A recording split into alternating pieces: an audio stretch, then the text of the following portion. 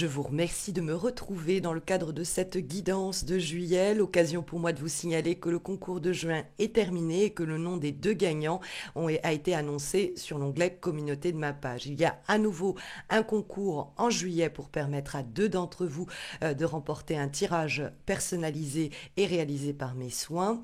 Pour ce faire et donc pour participer, il vous suffit bien, de liker cette vidéo et de vous abonner à ma page. C'est les deux conditions sine qua non pour pouvoir voir votre participation être prise en compte.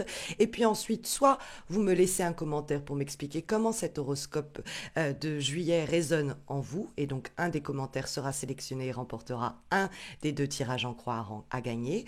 Et puis, vous pouvez sinon laisser un commentaire de cette vidéo, et vous êtes moins nombreuses et nombreux à le faire, du coup plus de chances de gagner, bien indiquer quel est le réseau social sur lequel vous me suivez, que ce soit Facebook ou Insta, et un de ces commentaires-là sera sélectionné et remportera l'autre tirage en croix. Les résultats du concours de juillet seront annoncés quand les guidances horoscopes donc d'août seront publiés. L'occasion aussi pour moi de vous signaler que vous pouvez me retrouver chaque lundi sur Facebook et sur Insta pour des guidances intuitives hebdomadaires. J'ai d'ailleurs également publié récemment des guidances spécifiquement amoureuse pour cet été signe par signe. Vous trouverez la playlist en suggestion dans cette vidéo, mais également sur ma page d'accueil. Je vous propose à présent de nous recentrer autour des énergies de ce mois de juillet à l'aide des cartes du tarot This Might Hurt, et donc on va voir un peu ce qui s'annonce pour les prochaines semaines. Et les énergies, mes chères vierges, de ce mois de juillet sont très fortes. Il y a la nécessité visiblement de retrouver un équilibre dans une situation donnée ou que justice soit faite, sinon rendue. La carte de la justice, elle peut des fois être en rapport avec des démarches bancaires, juridiques, légales, en relation avec le gouvernement, et elle peut nous parler d'un coup près qui tombe, d'un verdict qui tombe, et qui pourrait amener à la fin d'une situation pénible, puisque on a le 10 de bâton et le 3 d'épée qui vont tous deux nous parler à leur façon de quelque chose qui se termine. Le 10 de bâton, dans le dialogue avec la carte de la justice, il semblerait que vous ayez porté une situation à bout de bras pendant super longtemps avant de pouvoir obtenir gain de cause, ou plus simplement d'obtenir l'accord, la validation, le verdict que vous espériez ou que vous attendiez.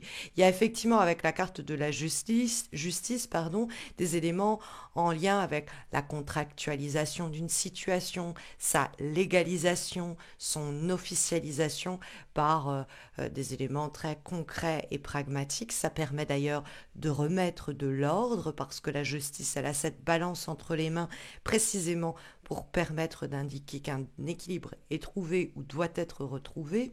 Et on a le 10 de bâton qui est soit le sentiment qu'on a trop encaissé, trop enduré, et qu'il est temps de ramener un équilibre dans ce boulot, dans cette relation, dans cette situation, et que ça va être vraiment votre but en juillet. Peut-être aussi c'est un équilibre d'ordre matériel, économique et financier, puisque on trouve dans les éléments positifs le 5 de denier. À proprement parler, le 5 de denier, c'est pas vraiment une carte positive. C'est une carte qui nous parle de se sentir un peu outsider, d'avoir été un peu abandonné, de sentir qu'on manque d'aide, ou que lorsque l'on demande l'aide, on n'arrive pas à l'obtenir. Elle est pourtant dans les éléments positifs. Donc peut-être que là, au moment où vous auriez bien eu besoin d'une aide et qu'on ne vous l'a pas donnée, il y a quelque chose ici qui va être corrigé en juillet. Vous pouvez espérer que quelqu'un fasse amende honorable en vous disant tu as été là pour moi quand j'en avais besoin, je n'ai pas su te tendre la main quand tu en avais besoin, je viens du coup te présenter mes excuses pour cette trahison ou cette peine que j'ai causée dans une situation au boulot, ou personnel, familial, amoureux, où vous avez serré les dents pendant un long moment en encaissant. Et donc le 5 de denier, ça peut être quelqu'un qui du coup essaye de corriger le tir et rectifier ses erreurs, quelqu'un avec qui ça s'est mal terminé, ou avec qui il y a eu vraiment des difficultés de communication conséquentes. Ça peut être aussi le 5 de denier, ignorer, qu'on a un réseau de ressources, de moyens à notre disposition, qu'il nous faut demander de l'aide pour l'obtenir, qu'il faut savoir tendre la main aussi à ceux qui en ont besoin. Le 5 de denier, vous pourriez aussi être la personne qui vient en aide à quelqu'un qui a souffert de déboires, peut-être de licenciement ou quoi, parce que le 3 d'épée qu'on trouve dans les obstacles, ça peut être une allusion à une rupture, un licenciement, quelque chose qui se termine et qui se termine mal pour le coup. Et le 3 d'épée, l'ego peut en prendre un peu un coup. Donc, dans le dialogue avec la carte du 5 de denier, ça peut correspondre à quelqu'un, hein, vous voyez, qui est tout seul comme ça dans la neige en train de tendre la main, il va falloir aller l'aider, hein, et vous allez, au niveau du karma, aider cette personne, ça va vous faire énormément de bien. C'est aider les autres, finalement, ça vous aidera vous-même, hein. Il peut y avoir quelque chose de ce type. Mais 5 de denier, ça peut être aussi, il faut demander de l'aide. Vous devez ne pas avoir peur de frapper à certaines portes pour recevoir, notamment matériellement, un soutien, une aide, un support qui permettra d'équilibrer notre problématique matérielle parce que on voit qu'il y a quelque chose que vous portez toute seule ou tout seul à bout de bras. Dans le 10 de bâton, il y a soit quelque chose d'hyper chronophage qui mobilise tout notre temps, notre attention et nos moyens. Et ce n'est pas à nous de tout endurer seul. C'est une situation peut-être qui concerne d'autres personnes et pourtant nous sommes un peu désemparés et isolés pour le mener à son terme, ce projet, ou mener à son terme cette situation, etc. Donc, par exemple, dans une relation amoureuse, on prend sur soi, mais c'est nous qui sommes toujours en train de faire les efforts. On a l'impression d'être un peu mis ou mise de côté par le partenaire ou la partenaire. On se sent un peu isolé. Le cœur en a pris en a lourd, quoi, et ça a pris cher. Il y a peut-être même une rupture, hein, qui est si signifiée. Et la justice nous dit, bah, le mois de juillet, c'est l'opportunité pour rééquilibrer les choses. Donc, ça peut être l'idée que si financièrement, vous avez connu un début d'année 2022 un peu compliqué, hein, pour tout maîtriser et gérer, vous allez avoir une possibilité en juillet de rééquilibrer la donne. Si vous avez été victime d'un licenciement ou d'une rupture, si vous avez vous-même démissionné ou rompu parce que vous vous sentiez trahi ou quoi, c'est possible avec le 3 d'épée. Sachez qu'il ne faut pas pour autant rester isolé ou replié sur soi.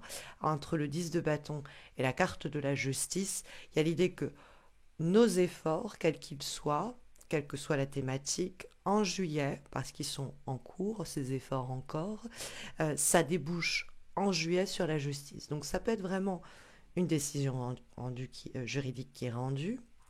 Ça peut être l'idée d'un équilibre qui est trouvé sur le plan mental. Ça peut être l'idée que dans une situation professionnelle où on avait été lésé, par exemple, bah, on a été au prud'homme et on nous donne victoire, enfin on nous rend justice. Ça peut être trouver une relation dans laquelle on va être sur quelque chose d'officialisé après une période où on pensait que c'était complètement terminé. On peut avoir aussi, après une longue période de chômage ou de célibat, avoir une opportunité de remettre tout cela en route sur le plan personnel, matériel, professionnel. Parce que la justice, qui est la lame majeure de votre mois de juillet, qui donne la direction, nous parle de contrats signés, de régularisation des papiers, de la loi qui rend son verdict en notre faveur, de l'officialisation d'une relation. Donc il y a quelque chose qui, après une grosse période de déséquilibre, où on a le cœur gros, on a l'impression qu'on nous a planté des couteaux dans le dos, ou en tout cas on a dû faire le deuil de quelque chose et pas toujours de gaieté de cœur, il y a une possibilité de remettre les choses en place, de rééquilibrer les choses. Bon, ça peut être aussi une demande de crédit qu'il faut absolument faire, même si on vous en a refusé une, ne lâchez rien, continuez, et la justice, vous obtiendrez l'équilibre auquel vous espérez accéder. Hein, parce que la justice remet de l'ordre dans une situation donnée, rééquilibre les choses, et ça favorise la dispersion de ce 5 de denier où on sent un peu abandonné ou mis de côté, et le 3 d'épée où on souffre d'une situation qui s'est terminée, et quelque chose qu'on a le sentiment d'endurer seul d'ailleurs, jusqu'à un équilibre qu'on va arriver à précisément trouver avec la carte de la justice. En guise de synthèse, pas de synthèse, pardon, de carte de complément, mais qui peut faire aussi synthèse en termes de conseils. Nous avons une lame qui me fait pas mal penser à la carte du 3 d'épée dans les obstacles, mes chers vierges, parce que donc cette lame est issue de l'oracle du Cantique, et nous avons la carte de la tromperie.